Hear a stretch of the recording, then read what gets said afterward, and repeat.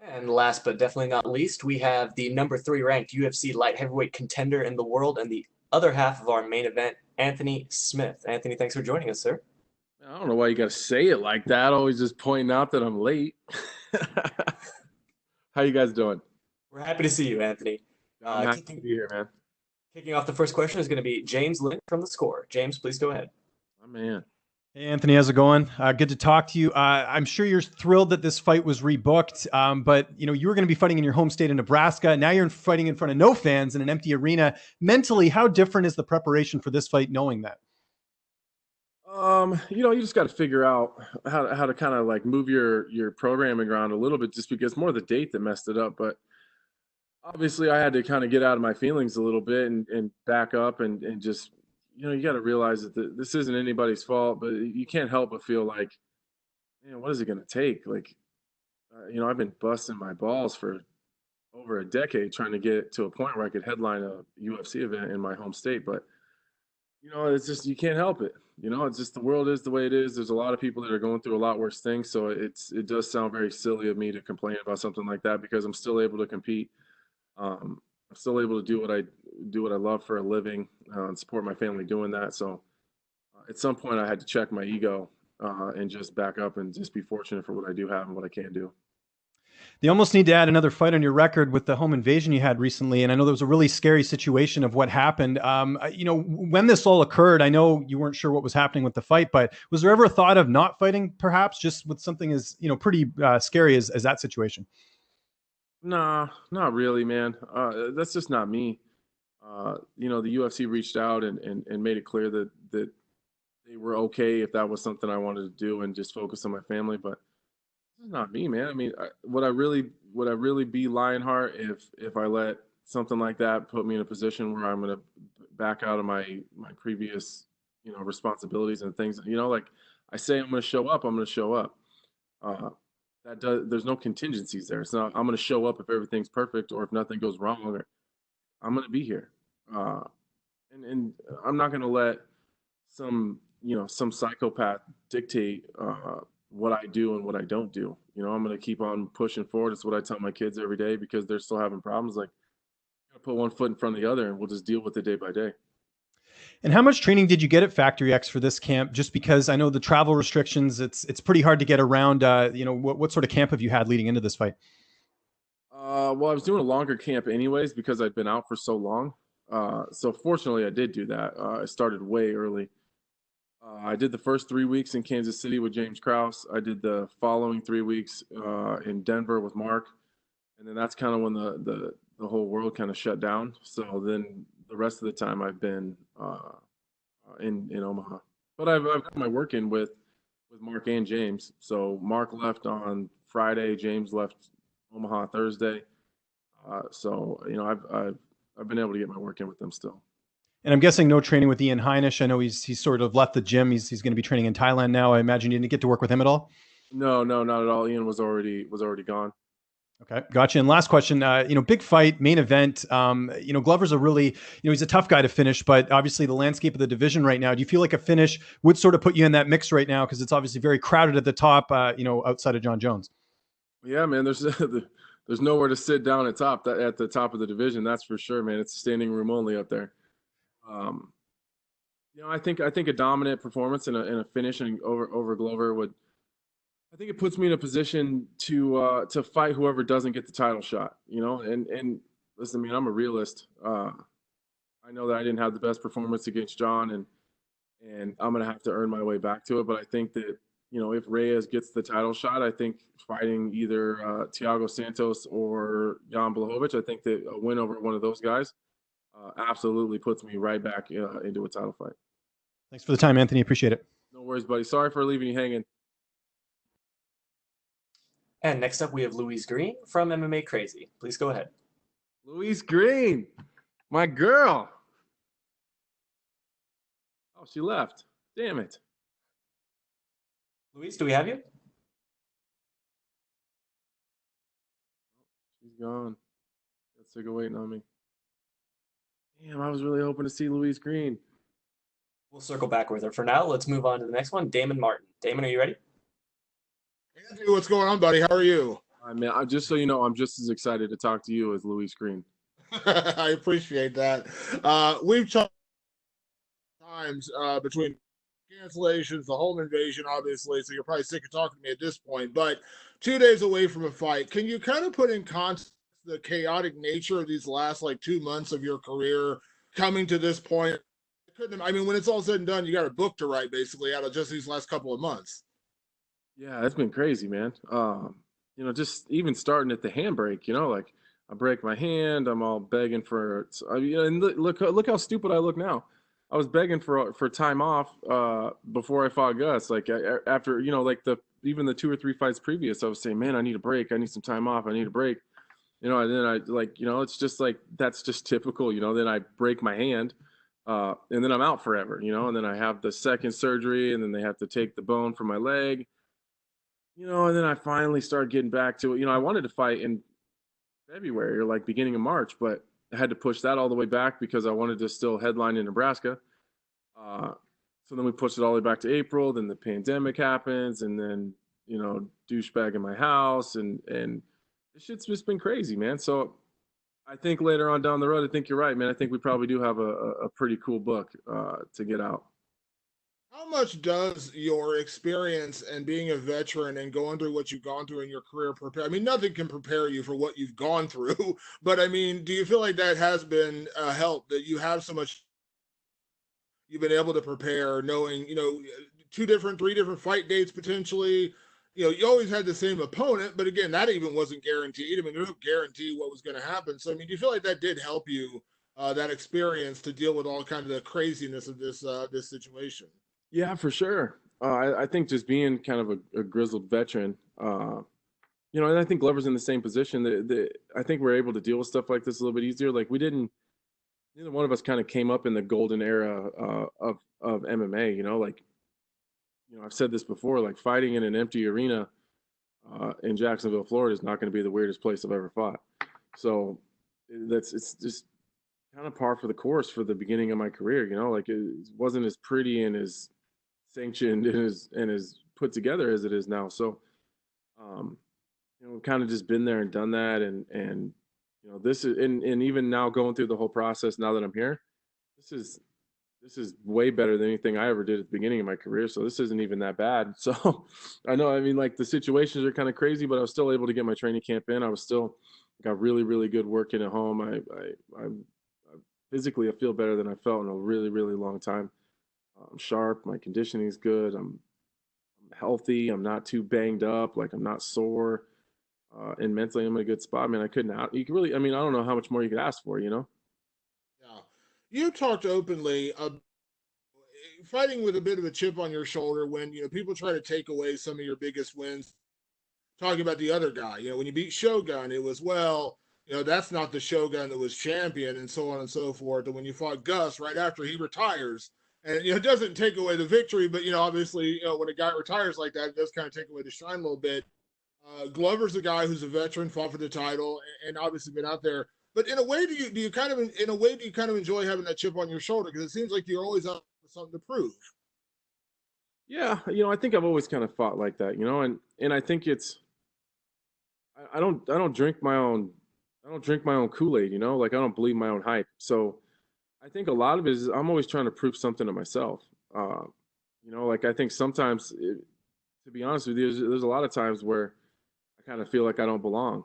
Like I just, sometimes it's shocking that I'm still here or that I've made it to this point. So it's always that, but it leaves me with this feeling of having to grind and continue to earn it and continue to push forward. Because I shouldn't be here, I shouldn't be in this position. I'm a small town Nebraska dude that didn't have shit going for him, and I didn't even graduate high school. Like what sometimes it's like, what the fuck am I doing here? So I need to keep earning that and keep working towards that and keep making sure that no one's going to take that from me. So I think that's where the chip comes from, making sure that I'm doing everything to stay here. My last question, Anthony, one of those media folks as well on the side when you're not fighting, but also the division. Everything that happens in this division does affect you because, as you mentioned, if you go out there and be global, there's only so many options in front of you as far as opponents go. So I want to get your opinion. If you play matchmaker right now, like, do you believe it should be Jones Reyes too, or in your mind, maybe Jones Blachowicz makes more sense because it is a fresh matchup. If you're playing Joe Silva, or in this case now Mick Maynard or Sean Shelby, what matchup do you think makes the most sense for that title? I guess for me, when you start talking about what makes sense, I don't really know what makes sense because I guess I'm not the UFC, so I don't know like financially what does that look like, timeline what does that look like. I think there's a lot of things that go into that. But who do I think deserves it? I think as much as it pains me to say it, I think Dominick Reyes deserves a rematch. I think that he did everything he's supposed to do. He went out there, he busted his ass, and gave John all he could handle it. And I think that if you ask 10 people, I think the majority of those people would say that John Jones lost that fight. On the flip side of that, I think Jan Blachowicz equally, well, maybe not equally, but he also deserves a title shot, But I think Reyes' claim to it is a little bit stronger, like Blachowicz has a win over Rockhold, like Rockhold hasn't won since like there's 25ers in the division that haven't ever seen Luke Rockhold win a fight before. So it's been a while since that guy's done that. And he lost to Thiago Santos, who's also floating around up there. So he does have a good win over Corey Anderson. I will give him that. But I think the way that Reyes went in there and did what he did, I think that he had something stolen from him by the commission, and I think that he at least deserves the opportunity to right that wrong. And I also don't think that he will win the rematch. I think that was the best Dominick Reyes. I think that's all he has to offer. I think that's as good as it gets. And I think John Jones tends to do better in rematches. And I don't think Reyes left anything in the tank for later. I think he emptied the tank, and that's all he's got. Thanks, Anthony. Appreciate it. No worries. Stay in touch. And up next, we'll have Mike Bond from Rolling Stone. Mike, please go ahead. Anthony, how are you doing? I'm good, man. How are you? I'm well, thanks. I'm interested to know, you just said a few minutes ago there that, you're feeling really good and everything. Everything can be, going better. We spoke a couple weeks ago. You admitted you were feeling a little run down, a little beat up. At what point did you kind of turn the corner and start feeling, really good again?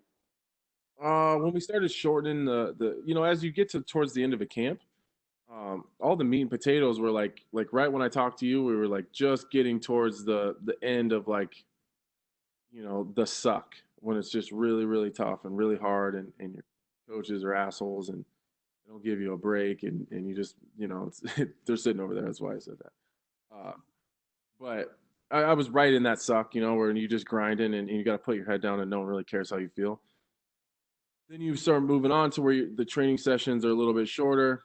Not a whole lot, but a little bit. The contact comes down a lot, so there's not as much impact. You're not, not getting your legs banged up, and so you just slowly start to heal, and then the conditioning part of it ramps up. So you're doing a lot of conditioning stuff, a lot of fast-paced, low-impact type of training. So then you just start to slowly heal, and that's kind of how the peaking process works. Gotcha. And you also said when we spoke that you were going to submit Glover. That's what you're aiming for. No one has ever done that before. I asked him about it. He basically said, bring it on. He welcomes that challenge. Do you still feel this close to the fight, that's how it ends? Yeah, I think it can. Don't think for a second that if I get a hold of Glover's neck, he won't go to sleep. And obviously, Glover and I have tremendous, tremendous respect for each other. He jokes around, and you can see the smirk in his face when he's doing those interviews. He knows just as well as I do that if he slips, I will catch him, and he knows that. We have mutual training partners. We have mutual friends. We know some of the same people. He knows it, and I know it. And on the flip side of that, I know that if I slip, Glover can catch me. We're just two high-level dudes. But, if I could, that would be a nice feather in my cap to be the first guy to catch him in a submission. Absolutely. And last question from me. You mentioned talking about the matchmaking of the division a little bit, a possibility of a Thiago Santos rematch. If you look at your Twitter profile, your pinned tweet is still the post-fight from that night, February 3rd, 2018. Is there something about that particular loss? Obviously, you moved up to light heavyweight since and everything, but that you still keep it on there to remind you of? And would there be something special to having that fight back? Yeah. Oh, man, I guess to everyone else, Thiago's he's the two-headed fire-breathing dragon. But Uh, Thiago is like, I don't know, he's like my mirror, kind of. Uh, I keep that tweet there because that was one of the lowest moments of my career, you know, and I'm better than that. Uh, there's circumstances and sometimes things just don't go your way. It just doesn't. It just sometimes it just falls. The cards fall in the other direction. So, uh, but that's absolutely a fight that I want, and that's absolutely a fight that I don't think anyone else is asking for. So, I think that's going to be that. Go back and look at my career. When I got cut from the UFC in 2013, my first fight outside of the UFC was Josh Neer. It was a catchweight at 175 in the main event in BFC in Council Bluffs, Iowa. Josh Neer finished me in the fourth round. Uh, I changed a whole lot of things. I focused on getting better. I changed my mindset. I won 8 in a row to get back to the UFC. And on the 8th fight, I capped it off and I finished Josh Neer in under a minute. So that's how my brain works. Like, I'll come back to that. You know what I mean? Like, I had the fight and it went the way that it went with Thiago, but I know that I'm better than that, and I know that I can beat him, uh, and I know that that's what the fans want to see, and I'll circle back to that. And after that fight, I changed a lot of things, and I got a lot better, and I focused on a lot, and I changed my mindset, and we'll circle back to that, and it'll be my next Josh Neer moment. Yeah, and I remember going into that Neer fight, we did an interview, and you said your biggest motivation was to prove something to Joe Silva going into that fight. Do you recall that as well? I do, yeah, I do, and because that's kind of Joe Silva was very much what I'm looking for here. He was very open about how he felt about people, and he made it very clear that he didn't think I was ready to be back. And I'd beaten every top prospect in the entire country. I'd taken every title that was available in on the regional scene. Like, I didn't know what else I had to do, and circling back to that Josh Neer it's a very easy gauge of where I was and where I am now. Like, at least at that time, like, here's where I was when he beat me. I won all these fights. I won all these titles. I beat all these dudes that you said that were ready for the UFC, and then I beat him, uh, and took those titles. And then we circled back to Josh, and then it was very easy to see how much better I had gotten in that 2-year span or whatever it was. And that's kind of how I know it sounds silly, but that's just, if I have a failure, I'll try to fix it. I'll do the best I can, and I'll circle back and I'll do it again. Do you ever hear from Joe these days? What do you think he thinks of you now? I don't know. I would be curious. I'm sure Joe still watches fights, and he's a fight junkie, man. So I would be curious to know, though. Sure. Awesome. Appreciate it, Anthony. Best of luck. Thanks, man. Take care. And next up, we have Mike Heck from MMA Fighting. Mike, please go ahead. Anthony, how are you, man? I feel like we're getting very reflective here with this conversation because, and I'm not trying to link you with John Jones, but with everything you've said, I think people say that there should be a 30 for 30 about John Jones and what happened throughout his career. And to me, I think an Anthony Smith 30 for 30 or a documentary would be equally, if not more fascinating, considering what you have gone through in your career. Like, I know you're focused on Glover and the task at hand, but do you find yourself like in reflective points thinking back on your career, like getting that short notice call back with the UFC? Now you're about to headline your 5th consecutive event. You've had a title fight with John Jones. You're not a braggadocious guy, but do you allow yourself to reflect back on that and just feel grateful about it, because it's really an impressive story? It happens in really short spurts, and it tends to happen when it's kind of those dad moments, where we'll be at the lake or up in the mountains riding razors or fishing or out at the farm or whatever, and I'll just be kind of off in the cut and watching my family kind of just doing their thing. Um, those are kind of the moments that it happens where I've created this life for them, or at least the opportunity. I've given them the opportunity to live freely and do whatever they want, uh, and to not ever worry about anything or what in the world is happening. There we go.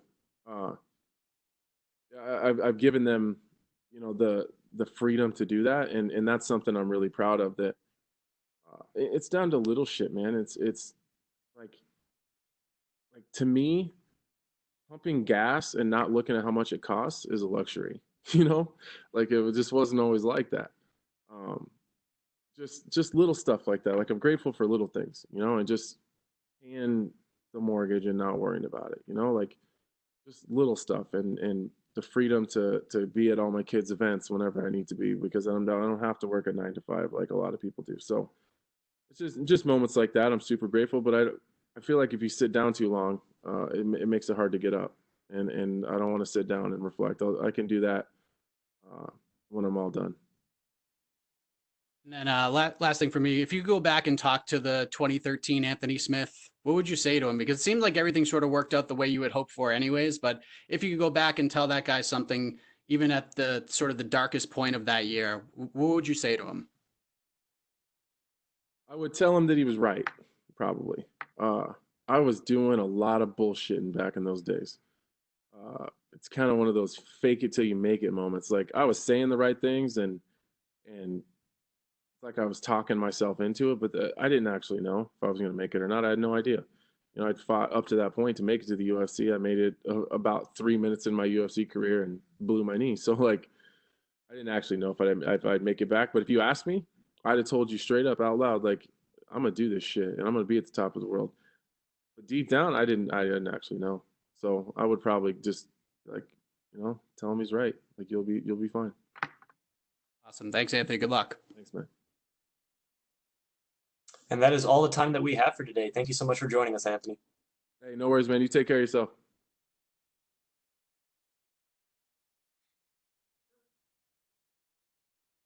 All right, we would like to thank everyone for joining today's event. If you have not yet registered for UFC Fight Night Smith versus Teixeira post-fight media availability and you wish to join, please register today.